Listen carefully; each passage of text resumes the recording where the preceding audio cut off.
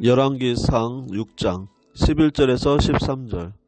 여호와의 말씀이 솔로몬에게 임하여 이르시되 내가 지금 이 성전을 건축하니 네가 만일 내 법도를 따르며 내 율례를 행하며 내 모든 계명을 지켜 그대로 행하면 내가 내 아버지 다윗에게 한 말을 내게 확실히 이룰 것이요 내가 또한 이스라엘 자손 가운데 거하며 내 백성 이스라엘을 버리지 아니하리라 하셨더라.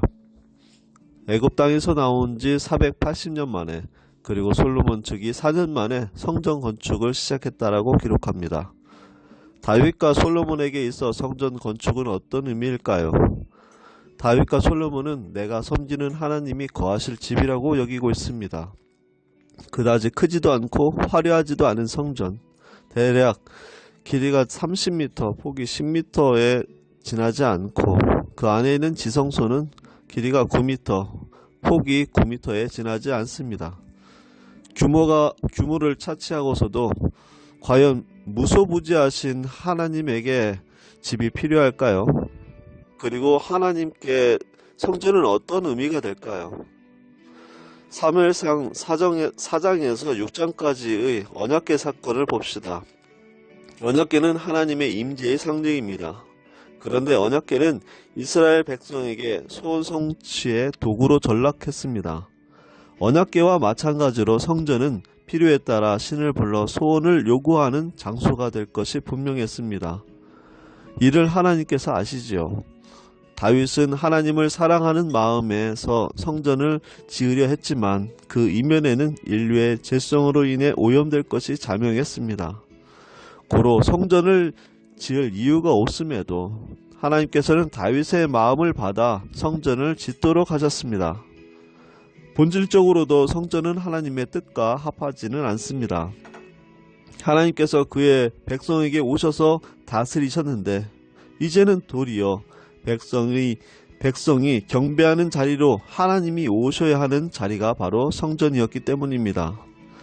다윗은 순전한 마음으로 하나님을 위해 성전 건축을 원했지만 하나님께 있어서 성전은 스스로 존재하는 하나님의 자리를 포기해야만 하는 자리였던 것입니다. 하나님이 행하신 많은 이적과 행적이 있는데 그 중에 성전 정화 사건이 있습니다. 성전에서 비둘기를 팔고 환전하는 사람들의 돈을 쏟고 상을 엎으신 사건입니다. 성전은 오염되었고 강도의 소굴이 된 것입니다.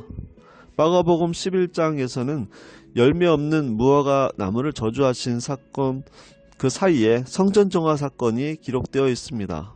열매 없는 무화과, 즉 이스라엘 백성, 강도의 소굴이 된 생명력을 잃은 성전을 정화하실 것을 말씀하고 있는 내용입니다.